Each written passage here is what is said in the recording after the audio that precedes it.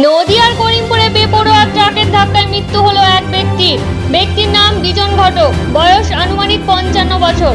তিনি তৃণমূলের একজন পরিচিত নেতা। বাড়ি করিমপুর আনন্দপল্লী। ফার্মের মোড়ে ওনার একটি কাঠের ফার্নিচারের দোকান আছে। বুধবার রাতে তিনি দোকান বন্ধ করে বাড়ি ফিরছিলেন। ঠিক সেই সময় পিছনের দিক থেকে একটি ট্রাক এসে তাকে ধাক্কা মারে এবং মোটর বাইক বেঁধে যায় ট্রাকে। মোটর বাইক সহ তাকে প্রায় 1 কিলোমিটার রাস্তা টেনে নিয়ে যায় ট্রাকটি। এই মর্মান্তিক ঘটনায় প্রাণ হারান বিজন ঘটক। উত্তেজিত জনতা ট্রাকটিকে আটকালে ট্রাকের চালক পালিয়ে যান এবং স্থানীয় মানুষজন ট্রাকটিতে আগুন ধরিয়ে দেয়।